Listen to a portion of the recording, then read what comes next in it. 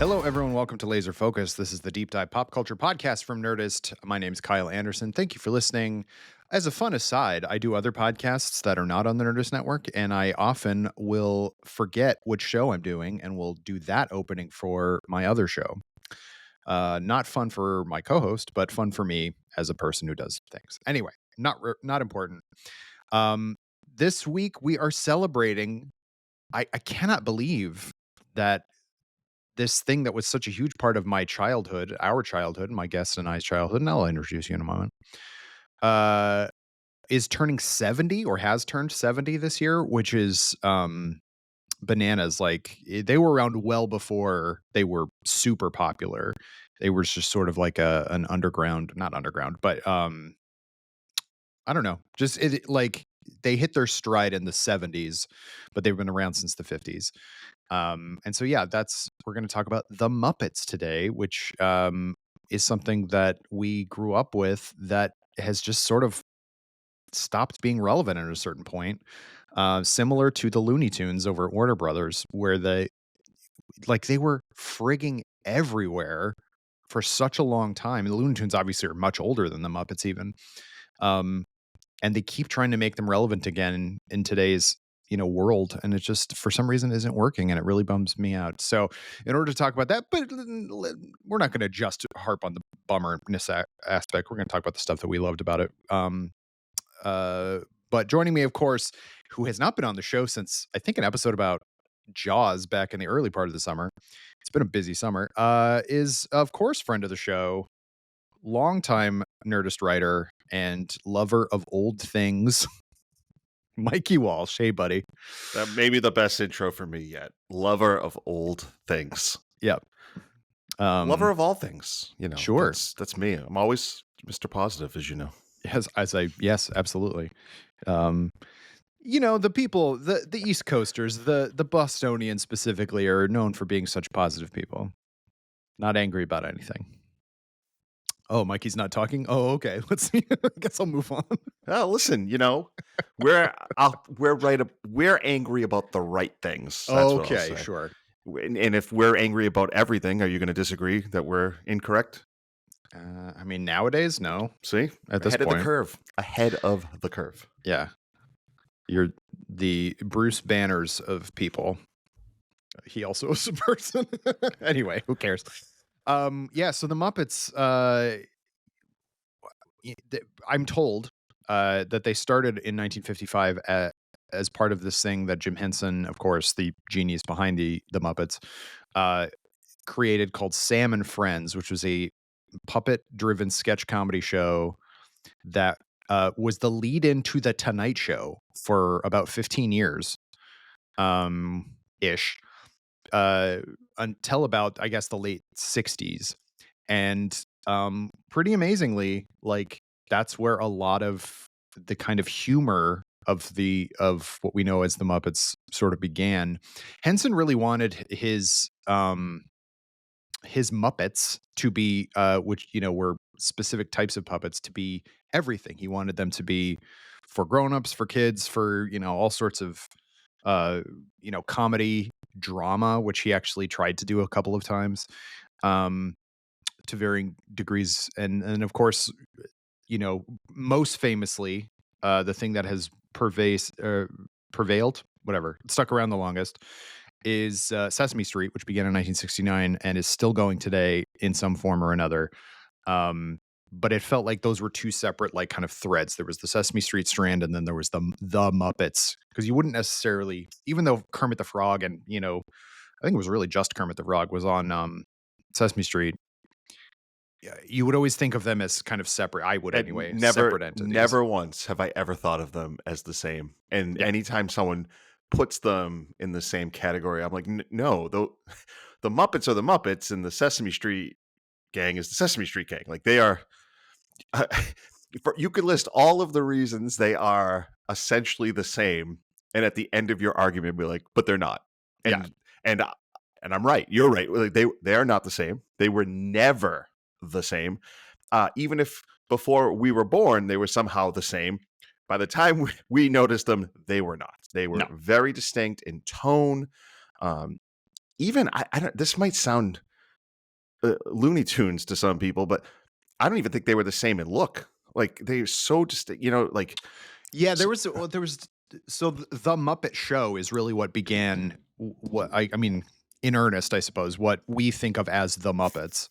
And that was, you know, a variety show, and it had like that was Fozzie and Miss Piggy and the Great Gonzo and, you know, all of these various characters, Bunsen and Beaker, things like that. And they, you know, Kermit the Frog especially, like, got his start way early on in Sam and Friends years, and then would show up. And the Muppets were also in early like Saturday Night Live, and they were very not funny on Saturday Night Live. I don't know if you ever seen any of those Saturday Night Live sketches that the Muppets did, but they were there's a reason they don't make the highlight reels no. with these anniversary shows. Ooh, I remember, was it one of those, maybe Comedy Central was showing there for a while the you know, first few seasons of Saturday Night Live. And when I was a younger person, I was like, "Oh, this is awesome." And then I was like one in, I guess it's true of all Saturday Night Live to this day, but like 1 in 5 sketches were actually funny. And then anytime they would have the Muppets or like Andy Kaufman on or something, like I'm like, this is not fun. This is not a funny thing. Um but it really took until the Muppet Show for that to solidify. Um and like I said, like Kermit the Frog just became so famous that he was in everything. So he did cross over into Sesame Street. But I think you're absolutely right. Like you know, like Grover and Harry Monster and Cookie Monster and all these, they're just kind of shapes. They're just colors and shapes because they're for kids. Oscar the Grouch, you know, Big Bird was in the Muppet movie, right? Yeah, that's the one where they're driving. Yes. But that was more like a throwaway gag. Uh, there were, you know, there was Big Bird Follow That Bird, but that wasn't a Muppet movie. That was a Sesame Street movie. So anyway, it's incredible to me that that lasted for as long as it did, and has lasted as long as it did. But yeah, the Muppet Show ran from 1976 to 1981. And then a couple years after that was what I think you and I both grew up with the most, which was Muppet Babies, the animated series. That solidified who the Muppets are to me. Those specific kind of group of people, even though they created Skeeter just to have one more girl character who was Scooter's twin brother or twin sister, and she has never been on anything else. I don't think she's only on Muppet Babies.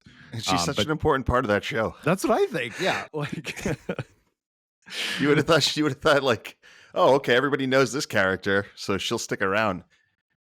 yeah. Yeah, because you're right. The Muppet. I look.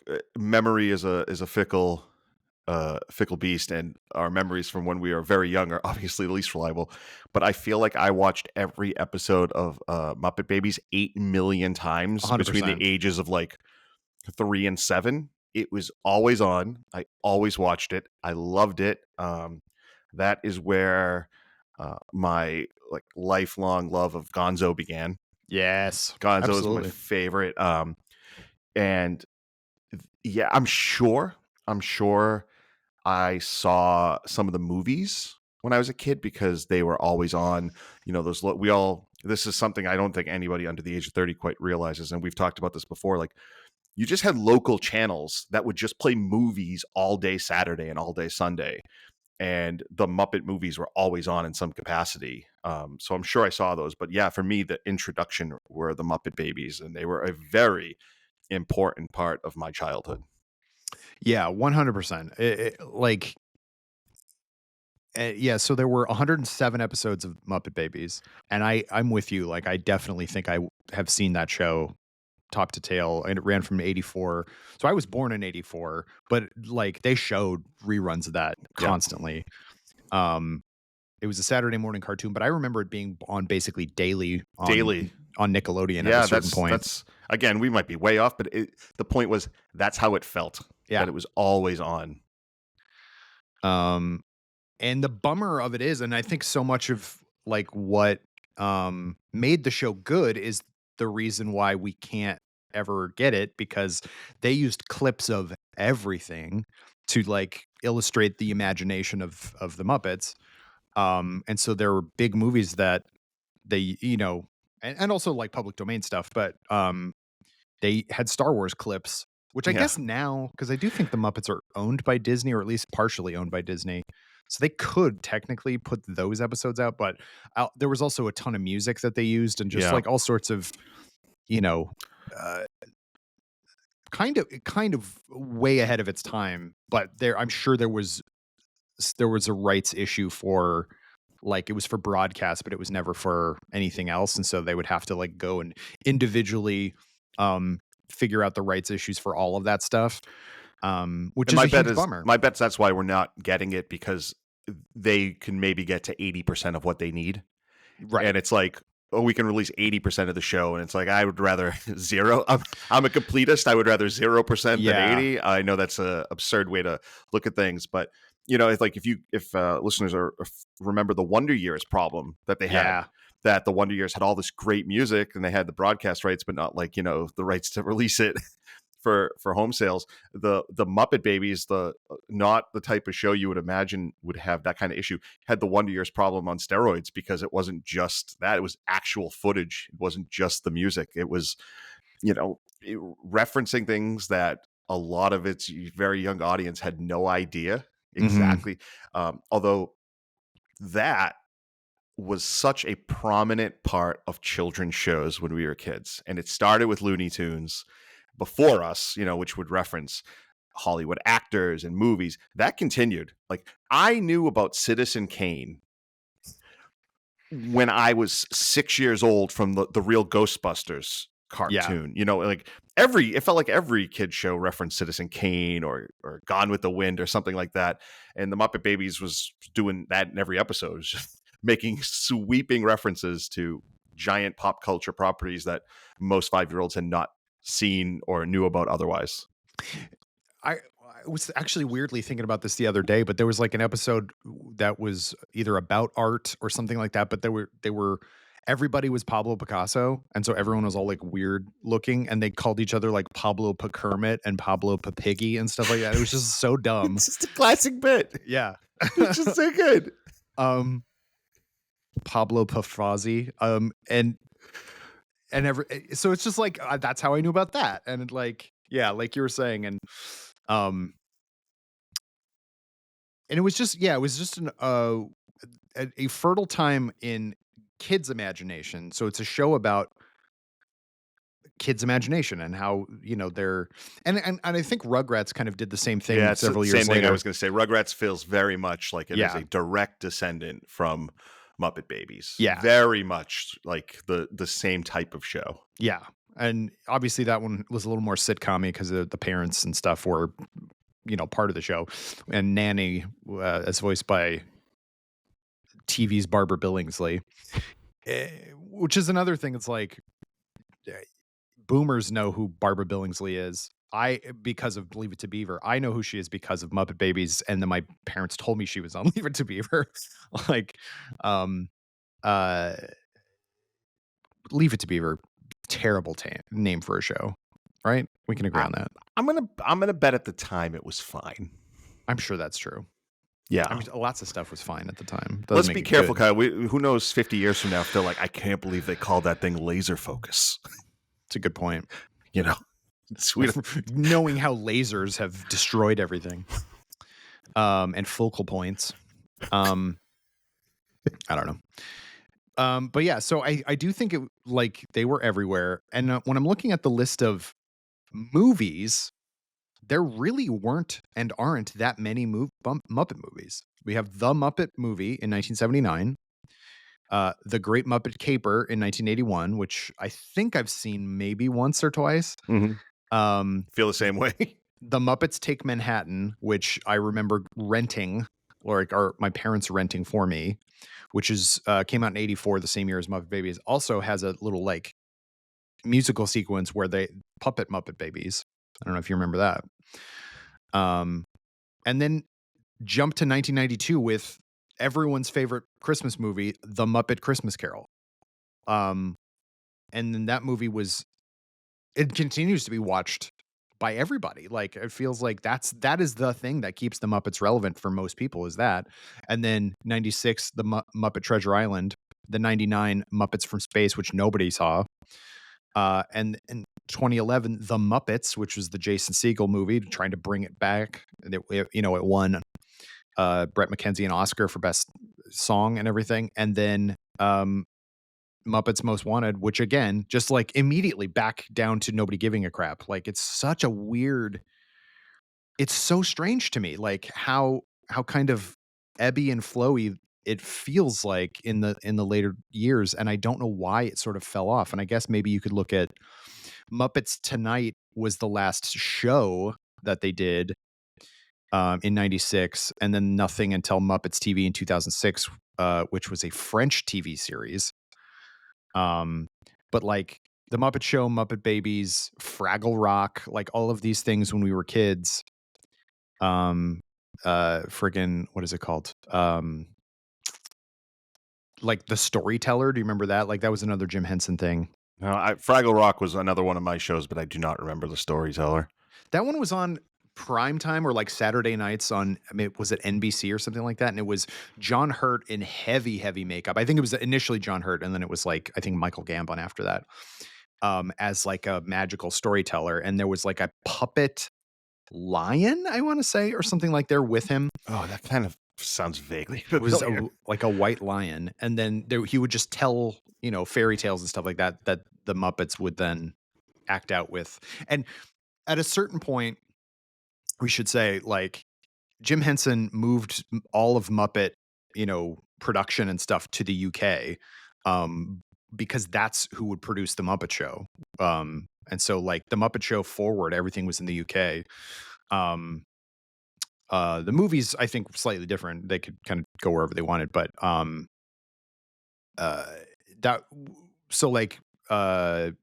Rock was shot in the UK. And that's why, like, you see Frank Oz like show up in a bunch of British movies because he was just over there. Like that was just where he was. I think he might even still live in the UK. And so I find that kind of interesting too, where like the UK is where Henson could like get all of this produced. And then of course there was like his attempts at high fantasy. There was the Dark Crystal, which people really like, and I wish I liked, and Labyrinth, which more people like, and I still think is fine. But that obviously has David Bowie in it and stuff like that. But these were attempts by Jim Henson to make puppetry not just for little kids.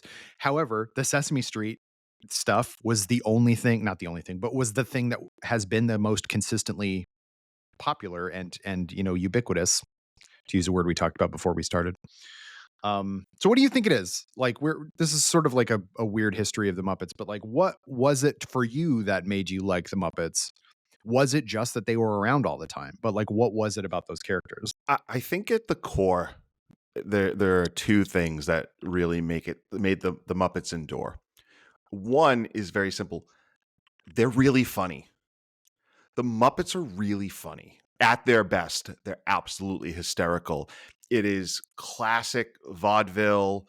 It is, classic comedy of timing.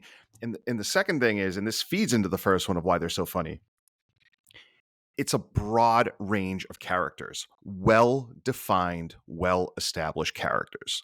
And once you meet Fozzie Bear, you know who Fozzie Bear is. You know what he's about, and you can always kind of count on that. There's a reliability. It's actually, I think, a big part of why Sesame Street, while being very different in tone, also endures, is because you know those characters, and they're not that they're static characters, but that they are always reliably who they are. Yeah. And like if you ask, Gonzo's my favorite. Who's your favorite Muppet? I think when I was growing up, it was Gonzo also. And also he got to be Charles Dickens, which was dope. Oh, we're going to get to that. Yeah, we are. But like if you take 20 people, you might get 18 different answers of who someone's favorite Muppet is. And at no point will you be like, oh, that's a weird choice. You'd be like, oh, okay. Because there's somebody there for everybody to kind of relate to or latch on to. Although it's not like you don't love all of them. Like the older I get, the more I like Miss Piggy. Like, sure. The more, when I was a kid, I always thought she was intentionally annoying. And the older I get, the more I'm like, oh no, she just doesn't want to put up with anybody's crap. Like, sure. Whereas, Kermit and we would have to, everybody knows who these characters are. And I think that's why. And as for what kind of change, as you said, the thing people have to appreciate, especially if they're younger, the Muppets were everywhere. Yeah. If you were watching a show or a talk show, a pre-tape show, a sitcom, anything, and the Muppets showed up, it wasn't surprising. They were just everywhere. You were thrilled, like it was a surprise, but you weren't like, I can't believe they're here. You're like, oh yes, the Muppets showed up. Everybody knew who they were. Everybody got every reference. Everybody just knew. And if somebody said they hated the Muppets, you'd have been like, what's wrong with this person? Right. Right? Like maybe they didn't love them, but if someone was like, I hate the Muppets, you'd been like, you need to leave.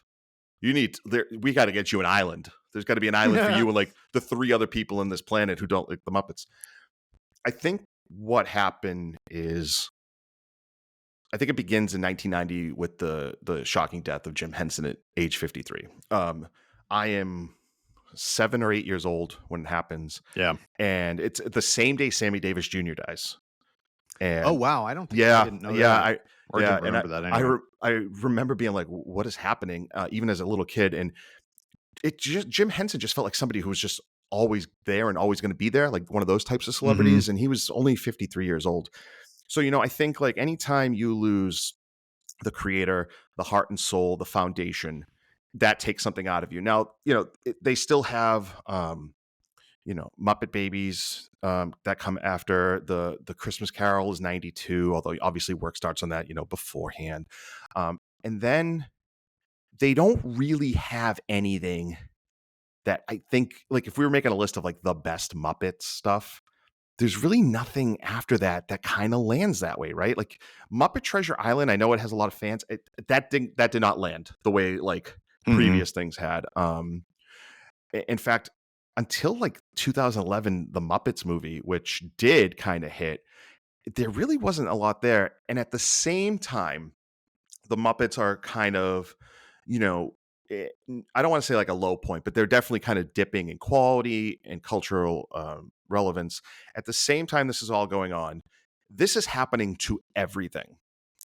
When we were kids, we knew everything that our parents and grandparents had watched and listened to. All of their pop culture was our pop culture. We had our own, new stuff was coming and we had our own, but we had oldie stations that you could listen to the songs from the 40s and 50s your grandparents listened to. There were stations playing 60s and 70s that our parents listened to and grew up with. All the classic sitcoms were on TV every night. I watched every I Love Lucy, every Honeymooners, the Mary Tyler Moore Show. I knew all of these. But as we get more cable networks and we get eventually streaming services, right?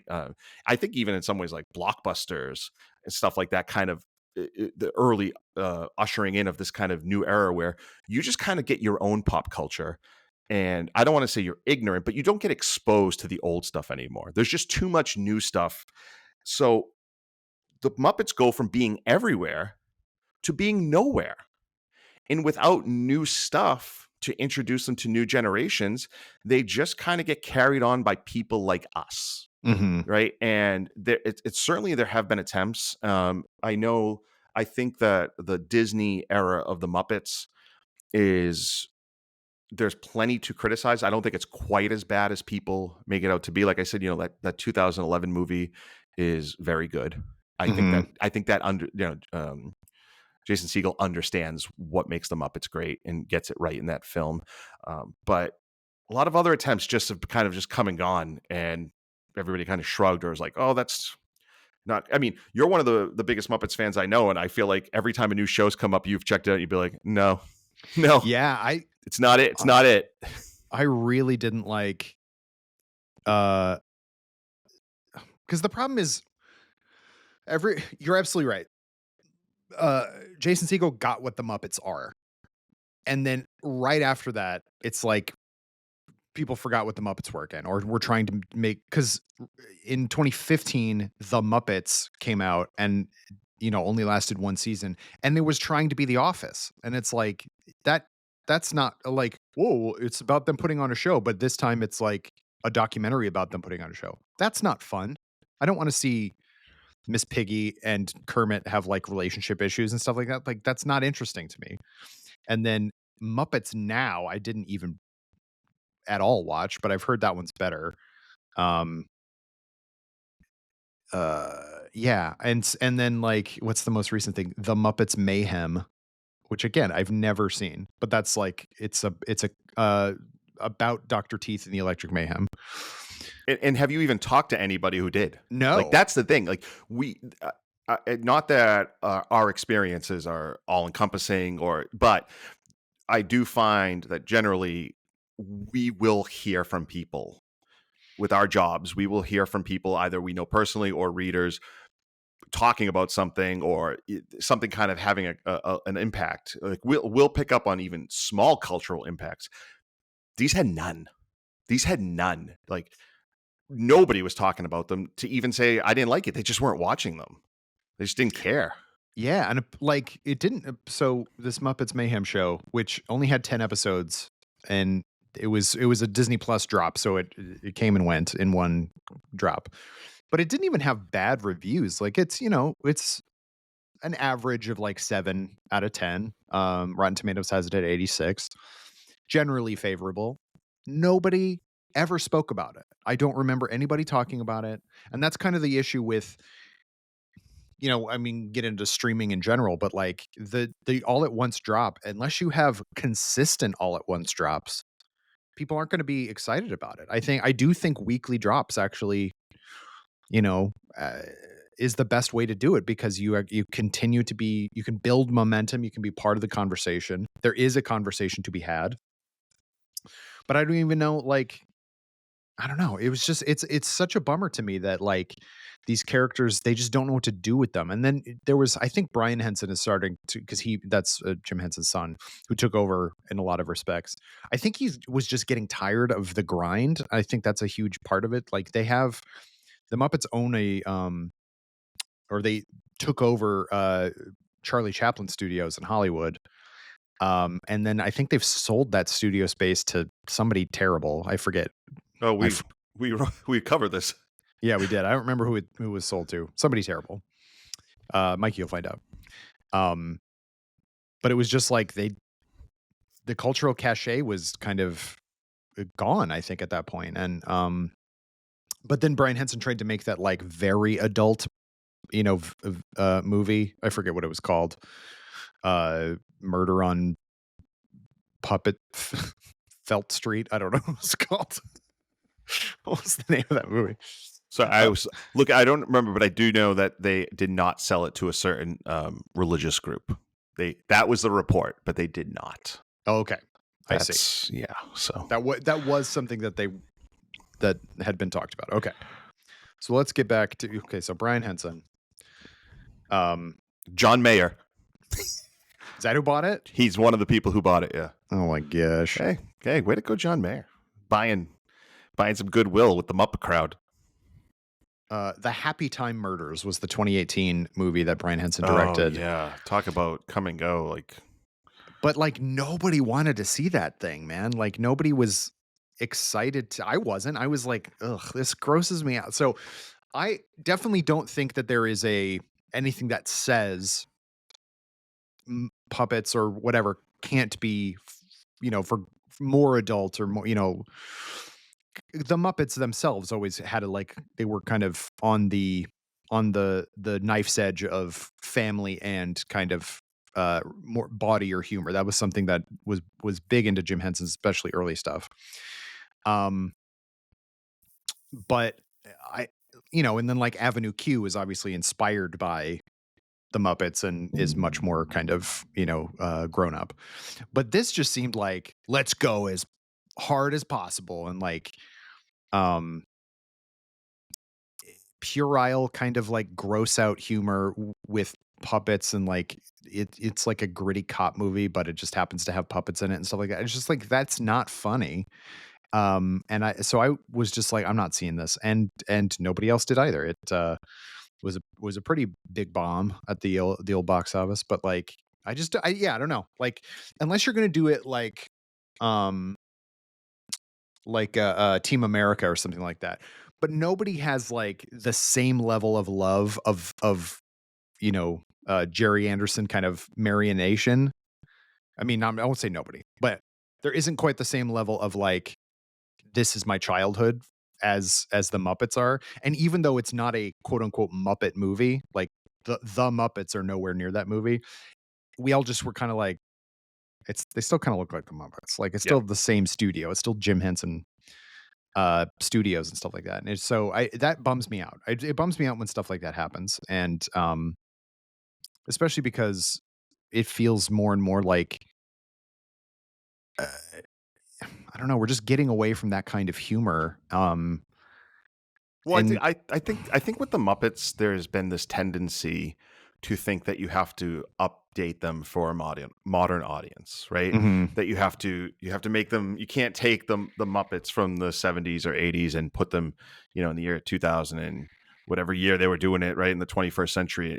And to me, that misses the point. The Muppets are appealing because they're timeless. In the same way, not that they're exactly the same, but in the same way, like the Three Stooges are timeless, mhm, right? In the same way, here's one you're definitely not going to see coming. In the same way, people are going to be laughing at Jackass in 50 years, right? Like it's not that they can't be of their time, but they have to be of their time while also being of all times. mhm, Just purely funny, or the I talked about it, right? Caring about the characters. If we care about the characters and they're funny, you will have a good Muppet story. And I couldn't wait to tell this, so I'm just going to jump into it. please. So I was recently down at Walt Disney World for a media event, and they were announcing upcoming, attractions, changes, rethemes, and there's a big one going on at Hollywood Studios. They are closing my beloved Muppet. They already did. They closed the Muppet Courtyard, which included the Muppet Vision 3D show, which I loved. You can read about why I loved it on the site. And they are moving the Muppets to the Rock and Roller Coaster. They are retheming it from Aerosmith's Rock and Roller Coaster to the Rock and Roller Coaster with the Muppets.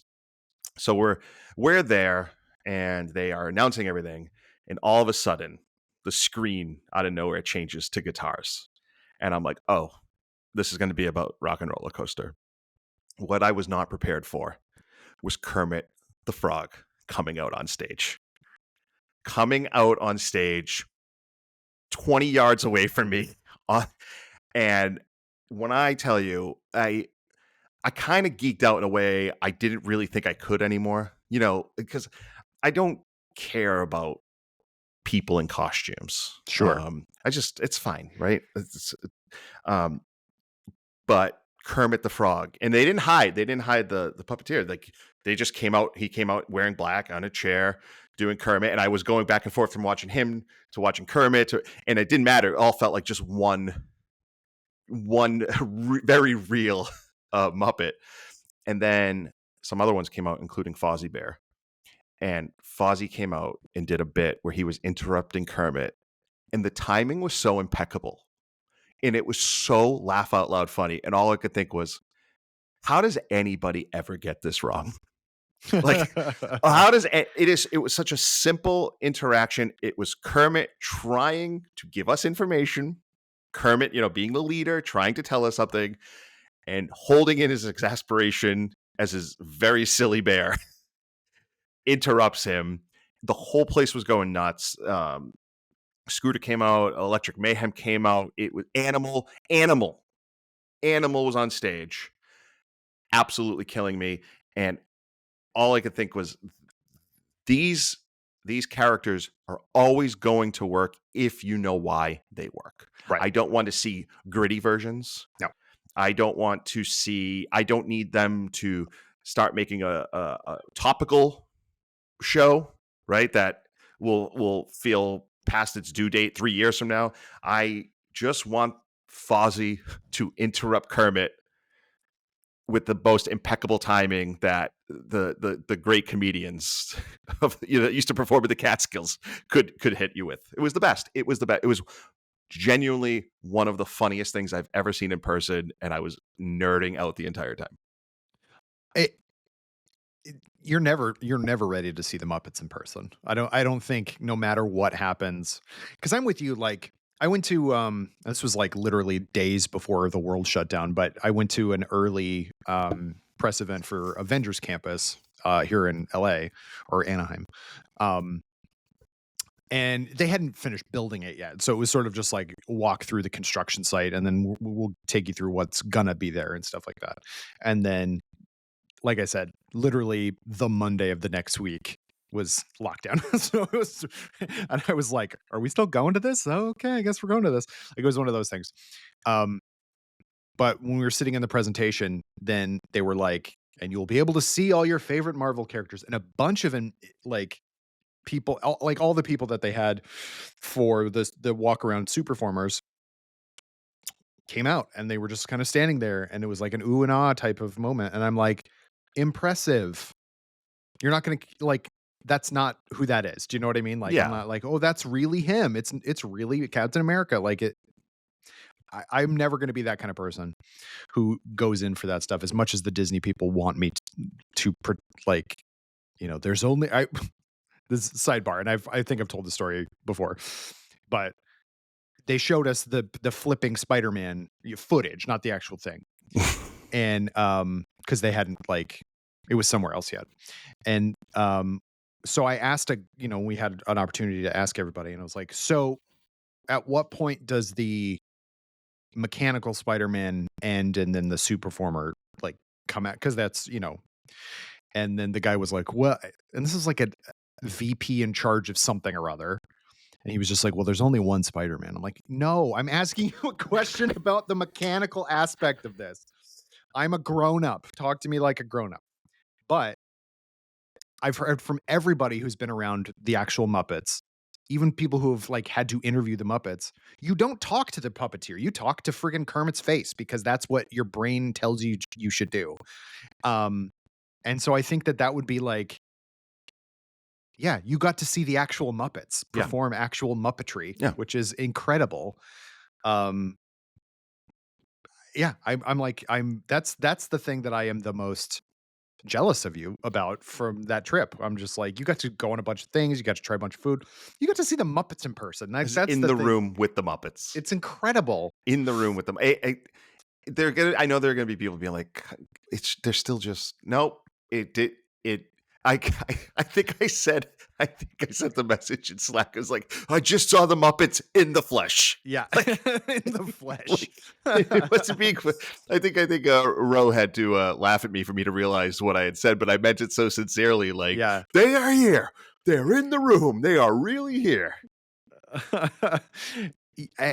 And then that is the thing, that when the Muppets are at their best, and they felt like the Muppets. That's the thing that, like, from your it wasn't just like, these are the we hired some people to pretend to be the Muppets here for this event. There is a care to it. That's why the Muppets, like, were so kind of ahead of their time. Is there was a type of puppetry that made the Muppets come to life in a way that people hadn't really seen with puppets before. And that continues to be the case. Like, people's arms really get tired because if you're not, like, prepared to do it, because there's so much movement that has to be done to make the Muppets. I'm doing a hand motion that only Mikey can see, but that to make them feel like they are alive. And you have to just get it. I forget what I was watching, some documentary or whatever, about somebody going to the Muppet, like, Academy or whatever. And they make you make your own puppet and stuff like that, so it is yours as you're getting used to it. And the instructor was literally like, if you don't move your hand, the puppet looks dead. Like, you have to move like it's alive, like it's breathing, like it's jostling and gyrating, because otherwise it looks dead. And it's 100%. And, like, he demonstrated, like, this is a dead puppet. Like, if you just wait to talk, that's not what life looks like. And I've never thought about that before. So yeah. Anyway, all of that is to say, like, you got to see them in the flesh, like, and that's the magic of the Muppets, is that they feel like they're real, even though you can see the people doing the voices and holding the puppets and stuff like that. By the way, if anybody wants to see, we did post the footage of Electric Mayhem on stage, and Cool. it was so funny. It was so funny, and as someone who loves Animal, and you're the impression one. I'm not. I can't say I'm good at doing this impression and then botch it, so I'm not. But like that's the one I can do, the hard one, where he says like 3 words in a very distinct voice. Right. But like I don't know, I was just so excited watching, and it did as I was thinking back on it, did really make me sad that like this beloved group does not have the impact that it had as we were growing up. It like, and you talked about Looney Tunes.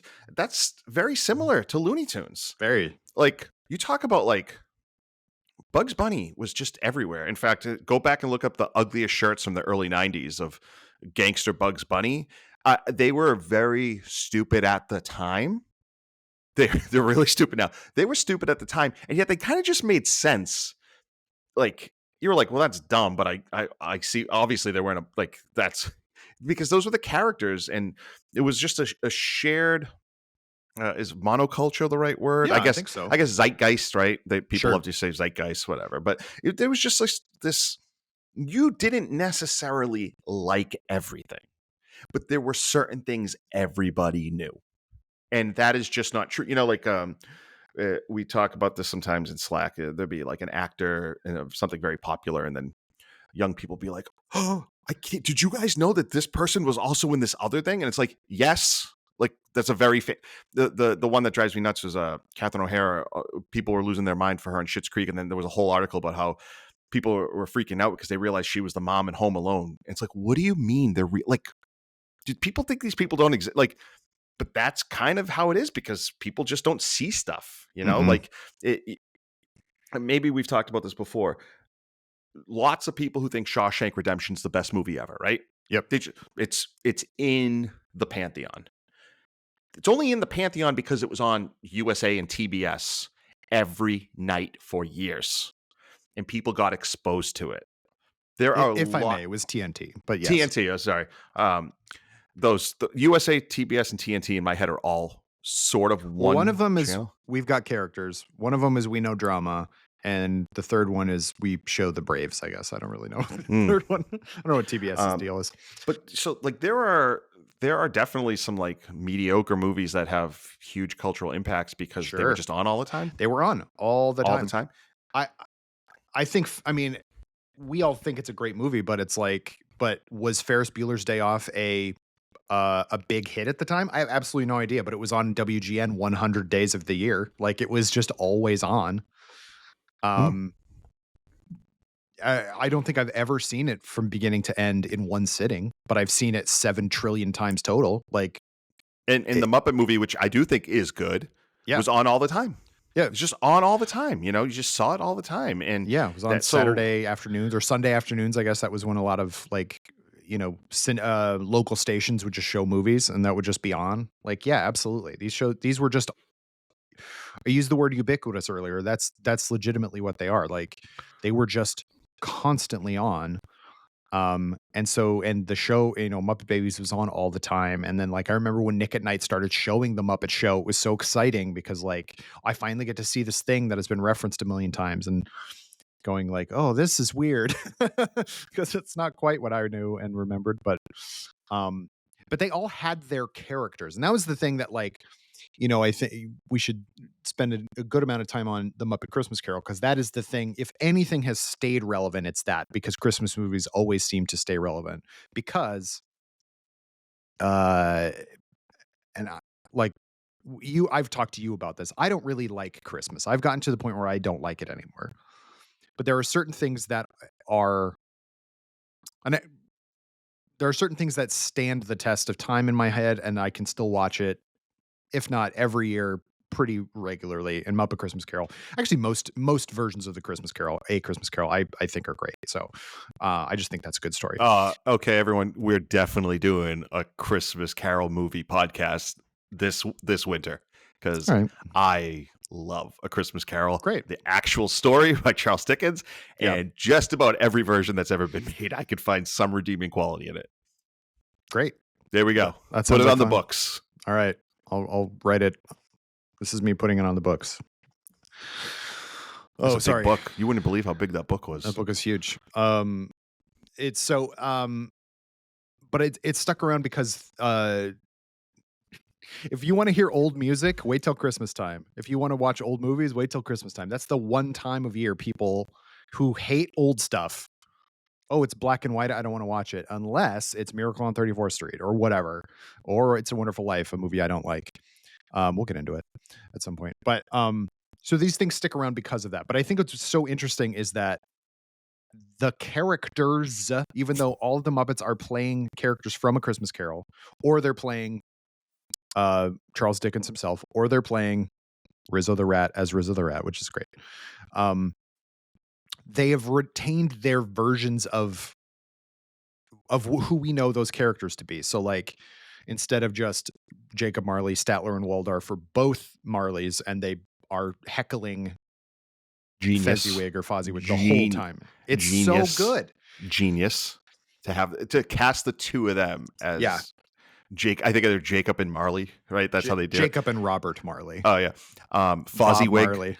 Yeah, Fozziwig is, by the way, maybe I'm just a simple man, but the name Fozziwig just makes me laugh every time, especially Michael Caine just playing it so straight. That is the so when he says it's old Fozziwig, it's absolutely killer. A 10 out of 10 cannot be improved upon. Joke cannot be improved upon moment. Yeah, no, you're right. And this gets back to my thing, right? The characters are so well defined and you know them that even when you transpose them into the most famous Christmas story, the story that kind of creates Christmas, Charles Dickens creates the modern day Christmas celebration as we know it in this story. The Muppets are still the Muppets, right? Now they're lucky in that they have Kermit the Frog, who is probably the best choice ever to play Bob Cratchit, right? Yeah. Like I'm sorry to human actors that have played Bob Cratchit have been great. Kermit the Frog was a better choice for that role than you, and that's fine. There's no shame in that. Kermit's the best, but everybody is just so good, and then the whole thing is anchored by, and I have said this before, I can find you documentation online. I'm not saying this now because we're doing this podcast. I'm on this podcast in part because I have thoughts like this, that Gonzo and Rizzo in this movie are the single funniest duo in movie history. There is no duo that you can throw at me from a movie that I will say is funnier. They are killing it from start to finish. It is such a fantastic device because normally, like, narrators can be, I think, more miss than hit, right? Yeah. But the way that they tell the story, they're breaking the fourth wall. They're also in the story. He's kind of Charles Dickens. I know he's like listed it, right? But they're in on the joke. It is the absolute essence of the Muppets, which is they are themselves at all times, and they also can move in and out of anything you need to. They can be anybody while also being themselves. I had to when they sold the Funko had the Gonzo and Rizzo Funko Pops for this movie. I was like, okay, don't tell them there's no amount of money I'll say no to. They could have been like, you can have this, but only for $700. I'd be like, well, I get it. Here you go. Well done is what you'd say. You'd go, you got me. You got me this time, Funko. They are super funny. And what I really like about it is that Gonzo gets to be the straight man, kind of, but he's not Gonzo. He's not he's still weird and like enjoys, thinks chickens are sexy, which is a very strange part of his like lore from the Muppet Show. And like, he's a daredevil type stuff. And it's very funny. But also just how like he gets to say the most dry things to Rizzo. And it's just like, when Rizzo forgets his jelly beans on the other side of the thing, and they've just spent minutes like climbing over and stuff like that, and Rizzo scared, doesn't want to, whatever, and then he can fit through the bars, and then he's just like, you're such an idiot. And it's such a good delivery because there's like a pause there for everybody to get on board with why this is stupid. And then he calls him out, and he just undercuts it. And it's so good. And we need to, like, I want to shout out um the sadly dwindling number of original Muppet performers at this point. Yeah. Many of whom have passed away in the recent years, not just Jim Henson, obviously, in 1990, but so Frank Oz still around, still great. Dave Goelz, who plays Rizzo, always good. And then you have like oh gosh, what was his name? Excuse me. Jerry Nelson, who was either Statler or Waldorf. I can never remember which one. And then Richard Hunt, who played like Scooter and people like that. And those were like the main Muppet performers for a really long time. And yeah, it's just sort of, and also Steve Whitmire, we should say, like, he took over for voicing Kermit after Jim Henson passed away, and then only fairly recently was like, in the last couple of years, was like ousted from the role because he said something. I don't really remember the story there, but that sucks because he basically was Kermit the Frog for most of our childhood. Like, you can watch old Sesame Street things and actually hear Jim Henson, but for the most part, it's been Steve Whitmire for the bulk of our lives and the days of our lives. Can't overlook those, you know. But it's weird when they've had to recast people, because obviously that happens, but it's just like, it almost doesn't feel quite right. You know what I mean? It doesn't feel like that's really them at a certain point, which is really bizarre. Because I'm sure like the people who were performing those Muppets when you were there in person, they weren't a bunch of old people. Like, they were probably younger performers, but they still sounded like them and still like behaved like them and stuff like that. And that takes a lot of skill to be able to emulate a character known for a particular voice or a particular mannerism that is all just one performer. But yeah, like, that was kind of the last, I won't say the last hurrah before the reboot hurrah or whatever, but it just hit at just the right time. And I think it was such a kind of a genius idea to put those characters within that. And then they couldn't figure out what else is beloved enough that we could do this with. And that's when they did Muppet Treasure Island. And it's like, let's get another like really good English actor to play the human lead. And they did that with Tim Curry. And it's like, they almost did it. It's just nobody cares that much about Treasure Island the way that they do A Christmas Carol. Well, the real lost great Muppets story was at when it opened at Walt Disney World. It was MGM Studios, right? Disney's MGM Studios. It's now Disney's Hollywood Studios. So what became Muppet Courtyard was supposed to be much bigger. But Jim Henson passed away, and once he did, it kind of just all fizzled out, and they ended up with the smaller courtyard that had the 4D show, even though it's called Muppet Vision 3D, the 4D show, and a couple stores and a couple restaurants, right?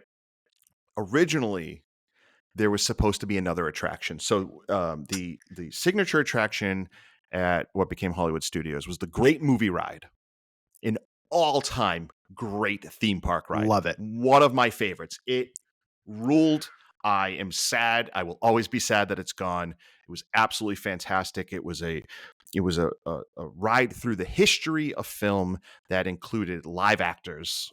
It was great. It had long before I even knew what Alien was, it had an alien portion that scared the crap out of me. It's really scary. It was really scary. Like, I was not a kid who liked to be scared, and that part terrified me, and I went on that ride over and over and over again in large part for it. So Disney had plans for the Muppet Great Movie Ride, where they, in the park, were going to have the Muppets do a parody of their signature ride.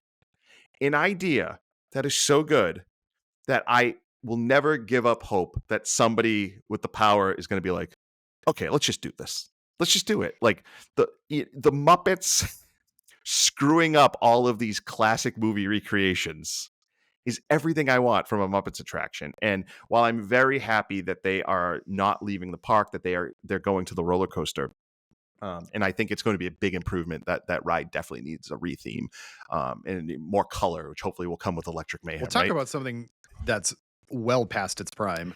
Yeah. Aerosmith. But the problem with that is that's the only roller coaster at Walt Disney World that has a loop, Yep. right? Like, and so it has a high height requirement, which means the only attraction with the Muppets is cut off to the youngest kids. And that to me is something that needs to be fixed. That we need something, if Disney has the Muppets, they have the onus to keep the Muppets going. If forget their own selfish reasons, right? Like that's a profitable IP in an era where IP is king. But I also just think culturally they have a responsibility to keep this iconic, beloved group going and reintroducing it to new generations. So that to me is I think the biggest issue with the closing of Muppet Courtyard, the closing of the Muppet Vision 3D, is that now, like, I took my son to see my final showing of it. This is what I wrote about for the site. If we go back, a year or two from now, and he's 5 or 6 years old, there's no way for me to really show him the Muppets because he won't be tall enough for the ride. Right. And that's a bummer, because that's kind of where when I was a kid and that opened, like, I adored that show. And in many ways, like, it was just as important as Muppet Babies into my lifelong love of these characters and so I'm hopeful there, with Epic Universe opening, Disney is, I think realizes, competition's good for everybody, right? Like, forces you to raise your game. I think that there's so much room for them to do stuff with the Muppets, and they have the space down there in a way they don't have over in Anaheim and Disneyland. Very much. So that could ultimately be a great place, because the thing with attractions, right, is they'll just be there for decades. They're just there for decades, and they get passed on from generations the way the Muppets used to be passed on from generations. Well, and I think, Disney's proprietary characters, which they have held on to tooth and nail against the scourge of public domain. I'm kidding. Public domain is good for everybody. But those characters are just as old as the Looney Tunes. But they've stuck around because Disney owns them and keeps putting them in stuff so that they can still sell stuff against them. And I think that's sort of been the issue. Like, to your point earlier about the Looney Tunes, they were on everything because at that point, Warner Brothers was like, just put them on everything. And then, like, Steven Spielberg got involved, and there was Tiny Toon Adventures, which was a continuation of Looney Tunes and all this stuff. And there was, like, the style of humor was continuing for kids of our generation. But, like, nobody really cares that much. But clearly, nobody at Warner Brothers cares about Looney Tunes right now. And yeah, there, right. there is unless it's Warner Archive who does a really good job of cleaning up all the old, like, classic Looney Tunes cartoons and putting them out on really good editions. I would highly recommend anybody who wants to show their kids eventually Looney Tunes, you must get them on physical media, because they just were up and removed from HBO Max, seemingly for no reason. They own that stuff outright. I don't know why they did it. But anyway, all of that is to say, Disney has an opportunity here because they have seemingly, we're staying with the Muppets. We're going to figure out something to do with them. It's up to them at this point to keep them relevant, because Disney or Jim Henson Studios, Jim Henson Productions on its own doesn't have the resources to make them as ubiquitous as they once were, because times have changed, that kind of thing. So it is literally up to Disney at this point, and maybe parks is the way to keep that going. Because there is a Muppet Babies, like, CGI show, I think, on I could not deal with the animation style. It's I a bummer. do it. I just can't in general deal with that stuff. I don't understand. They did a couple years ago, I think it was 2021. They released, like, a special Muppets Haunted Mansion, and to me, that's great. Like, that's good. Those are the great things, and I think we're being fair to Disney, both good and bad here. One thing I do like about Disney Plus is that basically everything's there. Right. for the most part. I can't remember the last time I was looking for something Disney and couldn't find it. And usually, if it's not there, it's for a very legitimate reason. You know, certain movies and that had some problems when they were released that got even worse with age. Yes. And even then, that's a very select few. They do that thing where they kind of put warnings before Yeah, other, which I think the way to do it. Yeah. So, you know, this to me is like, yeah, I know they did Treasure Island, but can I get a Muppets Pirates of the Caribbean? Sure. Can I get a Muppets Jungle Cruise? Like, you know, do whatever crossovers you want. If you're giving me quality Muppets entertainment, I don't care if you're doing crossovers that benefit you. Go for it. I'm fine. Like, I'm a big boy. I'm not worried about the purity or sanctity of anything. I just want people to watch the Muppets. I want the Muppets to be a thing. I do too. I think they are a very specific, like they were a throwback to, you know, vaudevillian type of humor, but also like very smart humor. They can clearly convey a message as well and a lesson and things like that. And I just think there's room for that type of thing. And also puppets are cool. And the fact that they built these giant sets a lot of times for these puppet performers,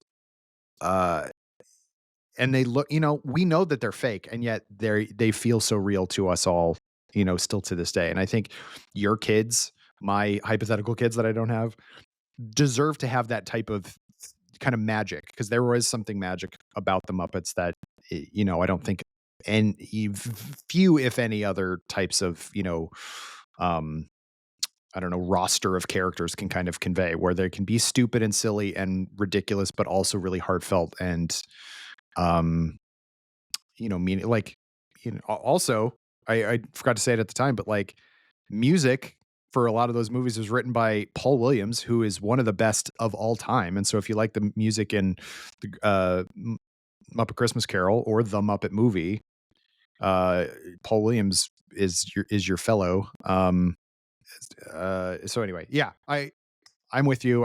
You know, I was trying to think of something for us to talk about, and I was just like, oh yeah, the Muppets. That's for sure what we need to talk about, because they're 70 years old, and they need to remain relevant. I think they deserve it.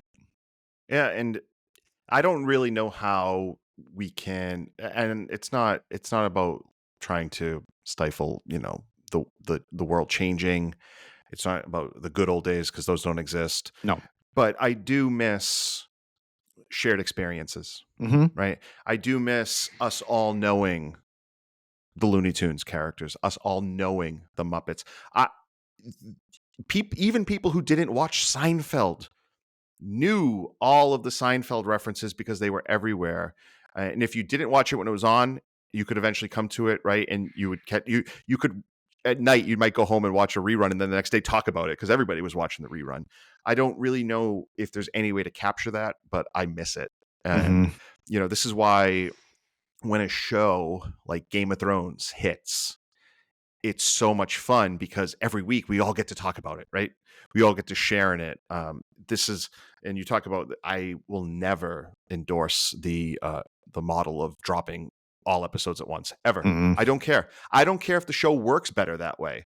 I don't want that, because we have seen, both personally and professionally, how many shows have we seen that were really good that came and went and nobody noticed, or even if they noticed, they only noticed for 2 weeks. Right. Like we talk about this the most with Stranger Things. Stranger Things used to do every episode at once. The last couple seasons, including the last season, they're doing this, you know, couple, like 3 episodes, 2 episodes, something like that. We would cover an entire season of Stranger Things in 2 weeks, right? There might be a review, there might not. Sometimes they didn't give us the episodes, and then you couldn't even do the fun stuff of writing theories or explainers, because by the time everybody watched it, everything was answered.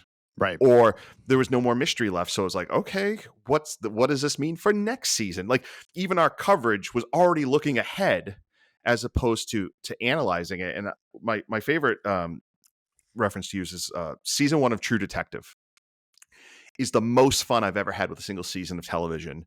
I started 3 weeks in. I caught up on episode 3. And then for the next 5 weeks, it was like consume my life. And it was because it had some of the best theories and breakdowns and pieces I'd ever read in my life. I was having conversations with everybody who watched the show. It was all we wanted to talk about. And all I can ever think is if they had dropped True Detective season 1 all at once, we might have thought it was awesome, but it wouldn't have mattered. Right.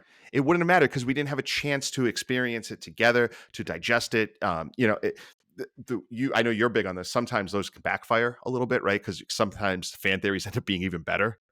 As I mentioned with you mentioned Game of Thrones, obviously, but in the moment, it's the most fun. So if we can bring back the Muppets in a way where it's not just a 1 week conversation. Mm-hmm. This is why I do I want Muppet movies. I love some of the Muppet movies. But I would really love the Muppets to have a weekly presence, even if it was just 8 weeks a year, right? We just got something where we get to talk about them and enjoy them. We're not going to have theories about the Muppets, obviously, but we can certainly enjoy them together and laugh and talk about how they. I'm hopeful. Hopefully, we are talking about how they feel like the Muppets that we know and love. Yeah, there needs to be time for these things to become part of our collective, DNA or whatever, cultural DNA, and that's, because we grew up, not simply because we were children, but because they were just always around, and there was just time for it to sink in. And yeah, I agree. Like if they're going to come back, and I hope they do, like in a meaningful way. They need to be allowed the time in order to have that, whether they're going to be as quote unquote relevant as they once were, who knows? But, it's stuff like that. I agree with you. That needs to be, that separates disposable entertainment from like the longevity of a lot of these things. And if you want to make money on stuff, it needs to be replicable. There. Disney Studios is literally right behind me out the window. So I hope they're listening. We'll just put this podcast on a CD and just walk it over. CD. Yeah. Hand it to Bob Iger. Yeah, this is for Bob. We got a CD of our podcast today. No, he's not here. We're not allowed in the building. We're not allowed within 500 feet of the building. Fair. Well, that's fair. Hey, I'll be over here if you need me. Just leave the CD 501 feet away. What about our drones? Can we have a drone drop it off? Anyway, so that was our sort of like, as often happens with Mikey and I talk about things that we grew up with, we get very kind of maudlin, but that's just kind of the way it is. You know what? This is good. This is a celebration of the Muppets, and we're not giving up on them being culturally relevant. We just are addressing why they went from being everywhere to feeling more of a niche. But we were just talking about certain things that come and go and nobody notices. The Muppets at least have the advantage of, I think everybody still knows them. Sure. They might not know why people loved them. They might be like, well, I know who Kermit the Frog is, but I've never seen him in anything. So, but that's a big barrier. Like you don't have to be like, oh, this is who Kermit is. You'd be like, no, this is why you should watch Kermit. That's one big step that the Muppets don't have to take. Very much so. All right. Well, thank you all for listening. Mikey, thank you for being on the show as per usual. How can people find you and your work on the internet should you want them to find it? If you want to find me on the internet, sometimes I'm on Blue Sky, Burger Mike, all one word. Sometimes people actually find me on Instagram on house_Walsh. As you could tell from the different name, I was not planning on that being a work thing, but whatever. You could find me there. You could see cute pics of my kid. And obviously, the most important place to find me, the single greatest website anybody ever created, Nerdist.com. No matter how many times you do that, it still annoys me. Thank you. You can follow me on Letterboxd, Kyle _Anderson. We're coming to the Halloween season, so I'm not that I ever stop really, but I'm ramping up my spooky stuff watching. So if you want to see what I've been watching spooky wise, I wonder if there's any Italian horror films in there. You know what? There might be. You're gonna make fun of me and my little catchphrase, huh? But Mr. Italian horror movies over there. It's I enjoy the things of other cultures. Thank you. This movie came out in 1974 and 7 people know about it. I'm 2 of them. Me and the guy who lives in my brain. The mouse in my pocket. Okay. Thank you all for listening. Thank you, Mikey. I've been Kyle Anderson. Join me again next week on Laser Focus when my guest will be a different person. Bye-bye.